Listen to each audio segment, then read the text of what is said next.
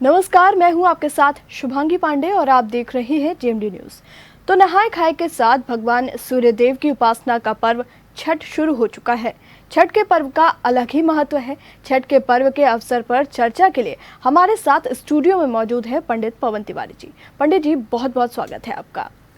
पंडित जी, सबसे पहले तो आपसे ये जानना चाहेंगे कि छठ पूजा है क्या?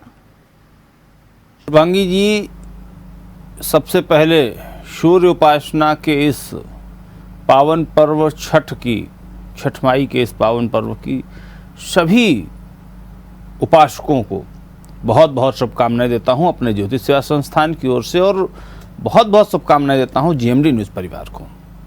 प्रश्न किया है कि छठ पूजा क्या है। इसका उत्तर है कि अंग देश के महाराज कर्ण सूर्यदेव के उपासक थे, इसीलिए इस परंपरा के रूप में सूर्य पूजा का विशेष प्रभाव जी कर्ण के इस राज्य परिवार की ओर इस इलाके पर दिखता है। कार्तिक माह में सूर्य अपनी नीच राशि में होता है, इसलिए सूर्य देव की विशेष उपासना की जाती है, क्योंकि स्वास्थ्य की समस्याएं परेशान न कर सकें। और जो षष्ठी तिथि है, इसका संबंध संतान की आयु से होता है, इसलिए सूर्यदेव और माँ षष्ठी की पूजा से संतान प्राप्ति और उसकी आयु रक्षा दोनों ही हो जाती हैं। और इस माह में सूर्य उपासना से वैज्ञानिक रूप से हम अपनी ऊर्जा और स्वास्थ्य का बेहतर स्तर बनाए रख सकते हैं। तो छठ पूजा कितनी महत्वपूर्ण है जी। महाराज कर्ण सूर्य उपासक थे और भगवान महाराज कर्ण को सूर्य से कुंडल कवच सब कुछ प्राप्त था, जो कि वो इसीलिए अजेय होकर के अजेय रहे हमेशा। पंडित जी, कहा जाता है कि ये जो छठ पूजा है, इसकी विधि काफी कठिन होती है और काफी नियम भी होते हैं जिनका पालन करना बहुत जरूरी होता है। हम आपसे जानना चाहेंगे कि छठ पूजा की विधि क्या है? देखिए, ये पर्व कुल मिलाकर 4 दिनों तक चलता है जी। और इसकी शुरुआत कार्तिक माह शुक्ल पक्ष की चतुर्थी तिथि से होता है और सप्तमी तिथि को अरुण वेला में इस व्रत का समापन होता है। जी। कार्तिक माह शुक्ल पक्ष चतुर्थी को नहा खा के साथ इस व्रत की शुरुआत होती है। इस दिन से स्वच्छता की स्थिति अच्छी रखी जाती है। पहले दिन लौकी और चावल का आहार ग्रहण किया जाता है। दूसरे दिन लोहंडा यानी खरना इसे कहा जाता है, और इस दिन लोग उपवास रखकर शाम को खीर का सेवन करते हैं, और वो खीर भी विशेष विधि से बनती है।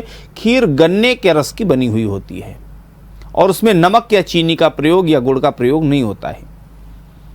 तीसरे दिन उपवास रखकर डूबते हुए सूर्य को अर्घ्य दिया जाता है और साथ में विशेष प्रकार का पकवान जिसको ठेकुआ कहा जाता है और मौसम के कुछ फल चढ़ाए जाते हैं। अर्घ्य दूध और जल को मिला करके दिया जाता है और चौथे दिन बिल्कुल उगते हुए सूर्य को अंतिम अर्घ्य दिया जाता है और इसके बाद कच्चे दूध और प्रसाद को खाकर व्रत का समापन किया जाता है। जी पंडित जी, इस बार छठ की जो प्रमुख तिथियां हैं वो कौन सी हैं? इस बार 8 नवंबर को नहा खा के छठ पूजा की शुरुआत होगी। 9 नवंबर को खरना होगा यानी पहला अर्घ्य, और 10 नवंबर को संध्या काल में दिया जाएगा जो पहला अर्घ्य है, और अंतिम अर्घ्य 11 नवंबर को अरुणोदय या सूर्योदय में दिया जाएगा। जी पंडित जी, छठ पूजा और ये जो व्रत है इसका छठ का, इसके लाभ क्या होते हैं? जिन लोगों को संतान ना हो जी, या संतान ना हो रही हो या संतान होती हो और बार बार वो मृत हो जाती हो, समाप्त हो जाती हो, ऐसे लोगों को इस व्रत से अद्भुत लाभ होता है।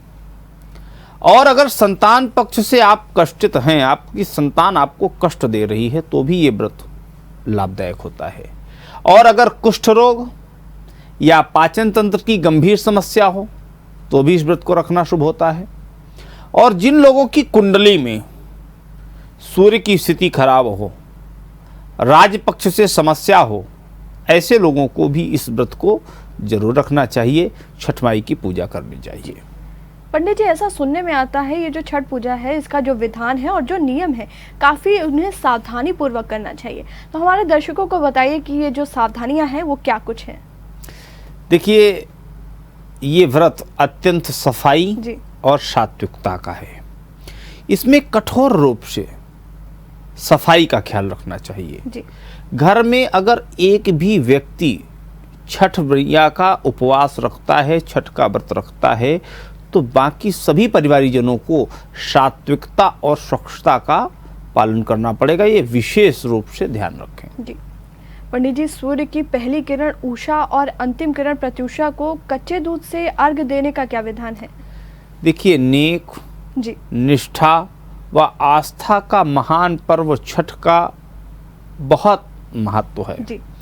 और इस महापर्व में जहाँ कच्चे दूध का महत्व ज़्यादा है, वहीं आम की लकड़ियों का भी महत्व है, जो कि आस्था से जुड़ा हुआ है। छठ का व्रत करना एक तपस्या है, जिसमें लंबे समय तक व्रत और 4 दिनों तक नियम व निष्ठा का पालन करना पड़ता है।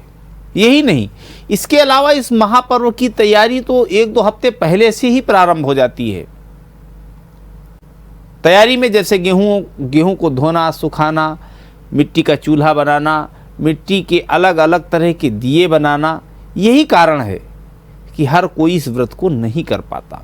हाँ, लेकिन जो इस व्रत को नहीं कर पाते हैं, वो लोग भी छठ के दिन, षष्ठी तिथि के दिन सूर्य की आराधना कर सकते हैं। इससे भी उन्हें लाभ मिलेगा, परिवार में सुख शांति आएगी। अगर आप व्रत नहीं करते तो भी छठ के दिन घाट पर जाकर के व्रत किए हुए पानी में खड़े हों, स्त्री व पुरुष को अपने फल की टोकरी और घर पर बनाए हुए प्रसाद को दे दें। जो पूजा कर रहे हैं, जो व्रती हैं, उनको दे दें। सूर्य की प्रार्थना कर सकते हैं और इसके अलावा उसी घाट पर दूध का अर्घ देते हुए सूर्य नमस्कार कर सकते हैं। यही नहीं, इस पर्व पर आप भी अपने घर में ठेकुआ, खीर पूड़ी आदि जो छठी मैया का जो पकवान है, इसे बनाकर इस पर्व में अपनी खुशियां शामिल कर सकते हैं। साथ ही महिलाएं जो व्रत कर रही हैं, वो महिलाएं उन दूसरी महिलाओं की जो व्रत कर रही हैं, उनकी मदद भी कर सकती हैं। इससे भी उन्हें पुण्य की प्राप्ति होती है। जी। पंडित जी, छठ में डूबते हुए सूर्य को अर्घ क्यों दिया जाता है? कार्तिक शुक्ल पक्ष षष्ठी को जिस दिन छठ का प्रसाद बनाया जाता है, प्रसाद के रूप में ठेकुआ, जिसे कुछ क्षेत्रों में टिकरी और खजूर भी कहते हैं। जी। इसके अलावा चावल के लड्डू, जिसे लड़ुआ या बिस्वा या कसार कहा जाता है। इसके अलावा चढ़ावा के रूप में लाया गया सांचा और फल भी छठ का प्रसाद होते हैं, इसके रूप में से शामिल किया जाता है। शाम को बांस की टोकरी, यानी जिसे दौरा कहते हैं, पीतल के कठौत और अर्घ का सूप सजाया जाता है।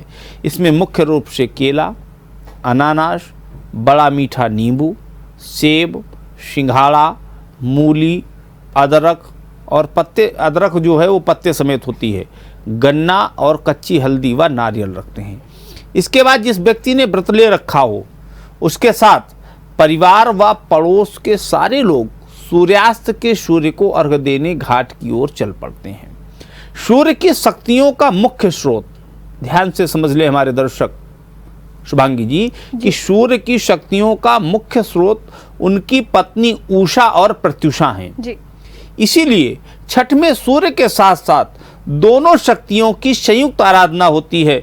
सुबह सूर्य की पहली किरण उषा और शाम में सूर्य की अंतिम किरण प्रत्युषा को अर्घ देकर दोनों से प्रार्थना की जाती है। सभी छठ का व्रत रखने वाली महिलाएं नदी के किनारे एकत्रित होकर के सामूहिक रूप से अर्घ व दान संपन्न करते हैं। सूर्य को जल और दूध का अर्घ दिया जाता है। वह छठ मैया की प्रसाद भरे सूप में पूरा प्रसाद सजाया जाता है, उससे पूजा की जाती है। सबसे कठिन व्रत कहा जाने वाला दंड देना भी इसमें शामिल है और इसे करने वाले शाम और सुबह अपने घर से पूजा होने की जगह तक दंडवत प्रणाम करते हुए पहुंचते हैं, जिसे दंडवत कहते हैं। जी। और जल स्तोत्र की, जो जहाँ जल स्रोत होता है, जहाँ पर खड़े होकर अर्घ दिया जाता है, उसकी परिक्रमा करते हैं। दंडवत का मतलब है जमीन पर पेट के बल सीधा लेट करके प्रणाम करना होता है और वो अपने घर से लेकर के उस घाट तक आते हैं और व्रती घर से लेकर घाट तक ऐसे ही प्रणाम करता हुआ जाता है। इसे दंडवत कहते हैं। तो ये बड़े सारे नियम हैं इस व्रत के। जी। और उषा और प्रत्युषा की अर्घ देने का तो महत्व तो है ही। जी। पंडित जी, जैसा आपने ये पूरी बात बताई उषा और प्रत्युषा की, लेकिन ये जानना चाहेंगे आपसे कि उगते हुए सूर्य को अर्घ देने का महत्व क्या है? देखिए, कार्तिक शुक्ल पक्ष सप्तमी की सुबह उदीयमान सूर्य को अर्घ्य दिया जाता है। जी। सारे व्रती लोग फिर से एकत्रित होते हैं जहां उन्होंने पिछली शाम अर्घ्य दिया था, और यहाँ पर वो लोग पिछले शाम की गई प्रक्रिया को फिर से दोहराते हैं। और अंत में जिस व्यक्ति ने व्रत ले रखा हो वो कच्चे दूध का शरबत पीकर तथा थोड़ा प्रसाद खाकर व्रत को पूर्ण करता है। उसके बाद छठ मैया का प्रसाद घाट और अपने आसपास के पड़ोसियों को बांटा जाता है, और सुबह सूर्य को अर्घ्य दिया जाता है। प्रत्युषा सुबह की बेला में सूर्य निकल रहे हो और लालिमा युक्त सूर्य को अर्घ्य देने का विशेष महत्व है, जो कि हमारे जीवन में ज्योतिषी महत्व भी रखता है और आध्यात्मिक महत्व भी रखता है और व्यवहारिक महत्व तो रखता ही रखता है। जी पंडित जी, और अब आपसे कुछ सवाल पूछना चाहूँगी जो हमारे दर्शकों द्वारा अक्सर पूछे जाते हैं। सबसे पहला तो ये कि छठ या सूर्य षष्ठी व्रत में किन देवताओं की पूजा होती है? देखिए, लोक पर्व छठ जी या सूर्य षष्ठी पूजा का फैलाव देश विदेश के उन भागों में भी हो गया है जहां बिहार, झारखंड और पूर्वी उत्तर प्रदेश के लोग जाकर के बस गए हैं। इसके बावजूद देश की बहुत बड़ी आबादी आज इस पूजा के मौलिक बातों से अनजान है। इस व्रत में सूर्य देवता की पूजा की जाती है, जो प्रत्यक्ष देवता है, दिखते हैं और सभी प्राणियों के जीवन के आधार हैं। और इतना ही नहीं, सूर्य के साथ षष्ठी देवी या छठ मैया की भी पूजा की जाती है। पौराणिक मान्यता के अनुसार षष्ठी माता संतानों की रक्षा करती हैं और उन्हें स्वस्थ और दीर्घायु बनाती हैं। तो इस अवसर पर सूर्यदेव की पत्नी उषा और प्रत्युषा को भी अर्घ्य देकर के प्रसन्न किया जाता है। छठ व्रत में सूर्यदेव और षष्ठी देवी दोनों की पूजा साथ साथ की जाती है। इस तरह से पूजा अपने आप में बेहद खास है। तो आपका जो प्रश्न है, जो अक्सर पूछते हैं बहुत सारे दर्शक, ये नहीं जानते हैं कि ये छठ पूजा है क्या। तो सूर्य पूजा सूर्य उपासना का एक पर्व है और माँ षष्ठी देवी की उपासना का पर्व है। पंडित जी, सूर्यदेव से तो हम सभी परिचित हैं, लेकिन छठ मैया कौन सी देवी है जिनकी छठ में पूजा होती है? देखिए, षष्ठी की अधिष्ठात्री प्रकृति देवी के एक प्रमुख अंश को देवसेना कहा गया है, और प्रकृति का छठा अंश होने के कारण इन देवी का एक प्रचलित नाम षष्ठी है। षष्ठी देवी को ब्रह्मा की मानस पुत्री कहा गया है, और पुराणों में इन देवी का एक नाम कात्यायनी भी है, और इनकी पूजा नवरात्र में षष्ठी तिथि को होती है। और षष्ठी देवी को ही स्थानीय भाषा में छठ मैया कहा गया, जो निसंतानों को संतान देती हैं और सभी बालकों की रक्षा भी करती हैं। आपने देखा होगा, जब बालकों का जन्म होता है तो जन्म के बाद उस अशुद्धि काल में भी सबसे पहले छठ मैया की पूजा होती है, जिसे छठी कहा जाता है। और वो बालकों की, वो उन संतानों की 6 महीने तक रक्षा करती हैं। आपने देखा होगा, छोटे छोटे बालक चारपाई से गिर जाते हैं लेकिन उन्हें चोट नहीं लगती, क्योंकि उनकी जो रक्षा करने वाली षष्ठी माँ है वो उनके साथ होती हैं।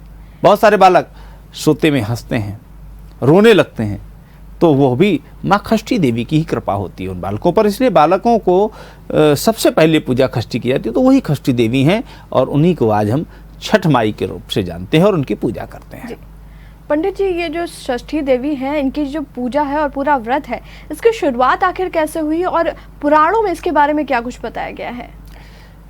बहुत अच्छा प्रश्न है आपने। प्रथम मनु स्वयंभू के पुत्र, जो प्रथम मनु थे मनवंतर के, स्वयंभू के पुत्र राजा प्रियव्रत को कोई संतान नहीं थी।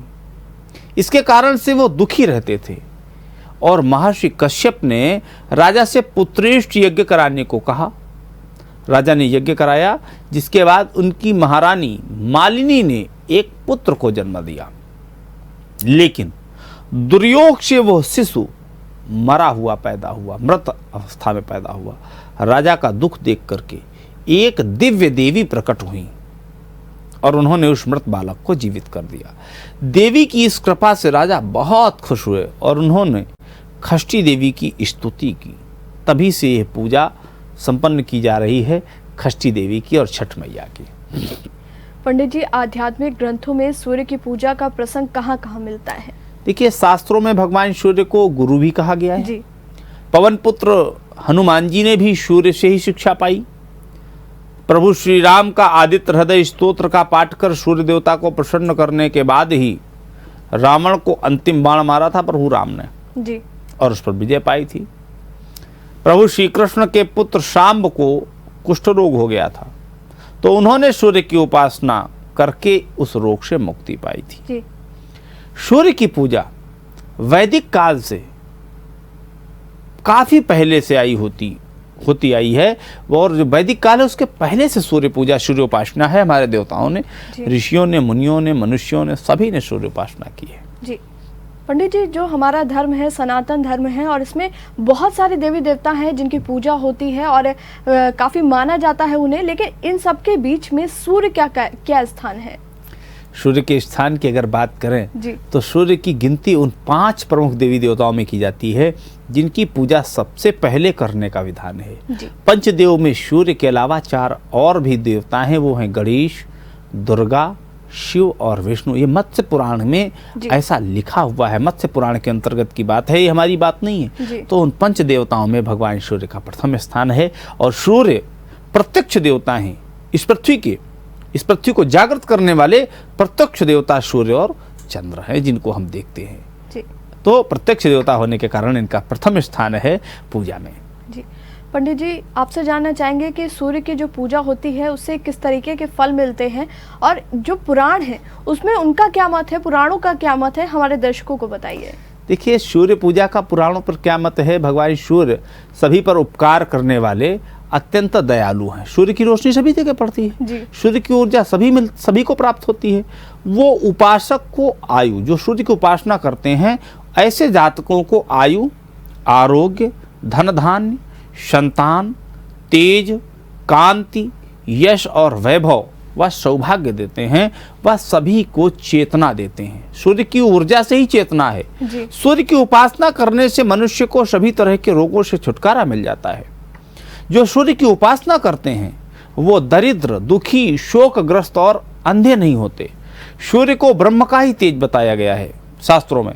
धर्म, अर्थ, काम और मोक्ष, ये चारों पुरुषार्थों को देने वाले हैं, साथ ही पूरे संसार की रक्षा करने वाले हैं। तो सूर्य प्रमुख देवता है। जी पंडित जी, आपसे पूछना चाहेंगे कि ये जो छठ का पर्व है, इस पूजा में लोग पवित्र नदी और तालाबों आदि में किनारे काफी जमा होते हैं, ऐसा क्यों किया जाता है? सूर्य की पूजा में उन्हें जल से अर्घ देने का विधान है। सूर्य को आप प्रतिदिन, हम सभी ज्योतिषी जी, किसी का अगर सूर्य खराब होता है, पिता से संबंध अच्छे नहीं हैं, तो सूर्य को अर्घ देने की बात करते हैं। तो सूर्य को अर्घ देने का विधान है, और पवित्र नदियों के जल से सूर्य को अर्घ देने और स्नान करने का विशेष महत्व है। गंगा नदी में हम लोग बताते हैं कि गंगा नदी में स्नान के बाद आप सूर्य को जल दें। हालांकि ये पूजा किसी भी साफ सुथरी जगह पर की जा सकती है, बस जल का ठहराव होना चाहिए, जल होना चाहिए। और अगर किसी तीर्थ पर करें, किसी नदी पर करें तो अति उत्तम होता है। जी पंडित जी, आपसे जानना चाहेंगे कि छठ में नदी है या तालाब है, उन पर बहुत सारे जो भक्त हैं वो इकट्ठा हो जाते हैं, काफ़ी बड़ी तादाद में होते हैं वो, तो इस भीड़ से अगर बचते हुए व्रत करना है तो उसका सही तरीका क्या है? क्योंकि जिस तरीके से पिछले दिनों हमने देखा कि कोविड भी था और लोग चाहते नहीं हैं कि वो फिर से भीड़ भाड़ में जाएँ, तो इसमें अगर ये इन सब चीज़ों से बचना चाहें तो किस तरीके का उनको उपाय करना चाहिए ताकि व्रत का जो फल है वो भी उन्हें मिल सके? देखिए, इस भीड़ से बचने के लिए जी, हाल के दर्शकों ने घर में ही छठ करने का चलन तेजी से बढ़ गया है। घर पे ही लोग करने लगे हैं, क्योंकि कहा गया है मन चंगा तो कठौती में गंगा। ये कहावत भी यहाँ गौर करने लायक है। कई लोग घर के आंगन में या घर की छतों पर भी छठ का व्रत करते हैं। व्रत करने वालों की सुविधा को ध्यान में रख करके ऐसा किया जाता है। तो अपने आंगन पर भी जल रख करके और जल का प्रबंध करके छत पर भी आप अपने सूर्य पूजा कर सकते हैं, और आप भीड़ भाड़ से भी बच जाएंगे और सभी को आसानी हो जाएगी। पंडित जी, जिस तरीके से हम लोग देखते हैं और लगातार तस्वीरें भी ऐसी आती हैं, उसमें यही दिखता है कि जो महिलाएं हैं वो काफ़ी बड़ी तादाद में छठ पूजा करती हैं, तो ऐसा क्यों है कि ज़्यादातर महिलाएं ही छठ पूजा करती हैं? देखिए, ऐसा देखा जाता है कि महिलाएं अनेक कष्ट सह करके पूरे परिवार के कल्याण की न केवल कामना करती हैं, बल्कि इसके लिए तरह तरह के यत्न करने में पुरुषों से आगे रहती हैं। इसे महिलाओं के त्याग, तप की भावना से जोड़कर भी देखा जा सकता है। तो महिलाओं में जो त्याग और तप का जो परिमाण है वो ज़्यादा होता है। लेकिन छठ पूजा कोई भी कर सकता है, चाहे वो महिला हो या पुरुष। पर इतना जरूर है कि महिलाएं संतान की कामना से या संतान के स्वास्थ्य और उनके दीर्घायु होने के लिए पूजा अधिक बढ़ चढ़ करके और पूरी श्रद्धा से करती हैं। जी पंडित जी, क्या ये पूजा किसी भी सामाजिक वर्ग या जाति के लोग कर सकते हैं? क्योंकि कहा जाता है कि इसकी शुरुआत तो बिहार से हुई थी, लेकिन अब जिस तरीके से हम देख रहे हैं समय बढ़ता जा रहा है, पूरे देश में भी होती है और कई जगह विदेशों में भी ये पूजा की जाती है। तो क्या ये किसी एक धर्म विशेष की है या कोई भी वर्ग इसे कर सकता है? देखिए, सूर्य जो है सभी प्राणियों पर समान रूप से कृपा करते हैं पूरे विश्व में। वो किसी तरह का भेदभाव नहीं करते। तो इस पूजा में वर्ण या जाति के आधार पर कोई भेद नहीं है। इस पूजा के प्रति समाज में हर वर्ग जाति में गहरी श्रद्धा है। हर कोई मिलजुल कर साथ साथ इसमें शामिल होता है और हर जाति धर्म के लोग इस पूजा को कर सकते हैं। ऐसा कोई भी भेद नहीं है। जी पंडित जी, आपसे ये भी जानना चाहेंगे कि ये जो छठ की पूजा है, इसमें क्या कोई सामाजिक संदेश भी छुपा हुआ है? देखिए, सूर्य षष्ठी व्रत में लोग उगते हुए सूर्य को भी पूजा करते हैं और डूबते हुए सूर्य को भी उतनी ही श्रद्धा से उसकी पूजा करते हैं। इसमें कई तरह के संकेत छिपे हुए हैं। पूरी दुनिया में भारत की आध्यात्मिक श्रेष्ठता को दिखाता है। इस पूजा में जातियों के आधार पर कहीं कोई भेदभाव नहीं है। समाज में सभी को बराबरी का दर्जा दिया गया है। सूर्य देवता को बांस के बने जिस सूप और डाले में रखकर प्रसाद अर्पित किया जाता है, उसे सामाजिक रूप से अत्यंत पिछड़ी जाति के लोग बनाते हैं। इससे सामाजिक संदेश एकदम स्पष्ट है। कितना स्पष्ट है कि सबको लेकर के ये पूजा की जाती है, सभी धर्मों को मिला करके। पंडित जी, ये भी देखा जाता है कि जो बिहार के लोग हैं, बिहार के क्षेत्र के जो लोग हैं, वो इस पूजा को बेहद ही उत्साह से मनाते हैं। वहाँ की चाहे बड़ी हस्तियाँ हों या छोटे लोग भी हों, आम जनता भी हो, वो काफ़ी विशेष तौर पर इसको मनाती है। तो आपसे जानना चाहेंगे कि बिहार से छठ पूजा का विशेष संबंध क्यों है? देखिए, सूर्य की पूजा के साथ षष्ठी देवी की पूजा की अनूठी परंपरा बिहार के इस सबसे बड़े लोक पर्वों में देखी जाती है। यही बात इस पूजा के मामले में प्रदेश को खास बनाती है। बिहार में सूर्य पूजा सदियों से प्रचलित है। सूर्य पुराण में यहाँ के देव मंदिरों की महिमा का वर्णन मिलता है। यहाँ सूर्य पुत्र कर्ण की जन्मस्थली है और स्वाभाविक रूप से इस प्रदेश के लोगों की आस्था सूर्य देवता में ज्यादा है, क्योंकि कर्ण की जन्मस्थली है और कर्ण को तो सूर्य का वरदान प्राप्त था। सूर्य की उपासना तो सबसे पहले कर्ण ने की, तो इसलिए बिहार से इसका नाता है। जी पंडित जी, कहा यह जाता है कि बिहार में सूर्यदेव का मंदिर भी है, इसकी क्या खासियत है? देखिए, सबसे बड़ी खासियत यह है कि मंदिर का मुख्य द्वार पश्चिम दिशा की ओर है, जबकि आमतौर पर सूर्य मंदिर का मुख्य द्वार पूर्व दिशा की ओर होता है। और वहां की मान्यता है कि यहाँ के विशेष सूर्य मंदिर का निर्माण देवताओं के शिल्पी भगवान विश्वकर्मा ने किया था। स्थापत्य और वास्तुकला व कला के दृष्टिकोण से यहाँ के सूर्य मंदिर बिहार के जो हैं वो बेजोड़ हैं। पंडित जी, कार्तिक महीने के अलावा ये पूजा साल में कब की जाती है? देखिए, कार्तिक के अलावा छठ व्रत चैत्र शुक्ल पक्ष में चतुर्थी से लेकर सप्तमी तक किया जाता है और इसे आम बोलचाल में चैती छठ कहते हैं। तो ये चैत में भी किया जाता है। दूसरी बात, पंडित जी, इस पूजा में कुछ लोग जमीन पर बार बार लेटकर कष्ट सहते हुए घाट की ओर जाते हैं, ऐसा क्यों? देखिए, अभी हमने पूर्व में बताया था दंडवत। आम बोलचाल की भाषा में इसे कष्टी देना कहते हैं। ज्यादातर मामलों में ऐसा तब होता है जब किसी ने किसी तरह की कोई मन्नत मानी हो। तो मन्नत उसकी अगर पूरी हो गई है तो वो एक कष्टी देना यानी दंडवत लेकर के अपने घर से घाट तक जाते हैं लेटते हुए। आपसे जानना चाहेंगे कि ये जो पर्व है, ये कहते हैं कि 4 दिन तक चलता है, तो इन 4 दिन ये जो होते हैं उसमें किस दिन क्या क्या होता है, हमारे दर्शकों को बताइए। देखिए, पूर्व में भी हमने बताया आपने इस कार्यक्रम में, कार्तिक शुक्ल पक्ष चतुर्थी को व्रत की शुरुआत नहा खा के साथ होती है। इस दिन व्रत करने वाले और घर के सारे लोग चावल, दाल और कद्दू से बने व्यंजन प्रसाद के तौर पर ग्रहण करते हैं। और वास्तव में ये अगले 3 दिनों तक चलने वाली पूजा की शारीरिक और मानसिक तैयारी होती है।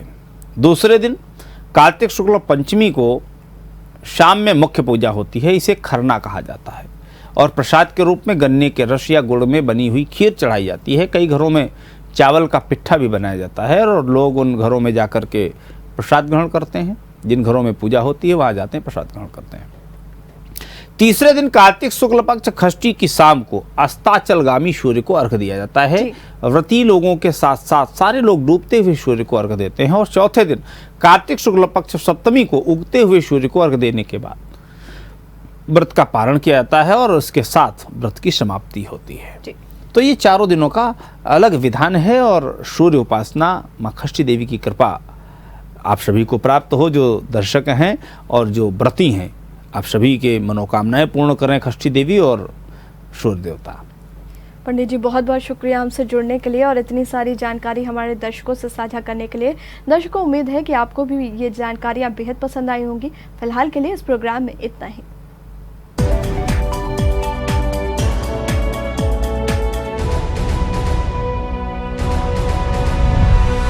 हमारा वीडियो पसंद आया हो तो हमें लाइक करें, सब्सक्राइब करें और ज्यादा से ज्यादा शेयर करें और हाँ, बेल आइकॉन दबाना ना भूलें ताकि हर खबर का अपडेट आप तक पहुंचे तुरंत। आप हमें इंस्टा, ट्विटर और फेसबुक पर भी फॉलो कर सकते हैं। हमारी आईडी है @JMD News।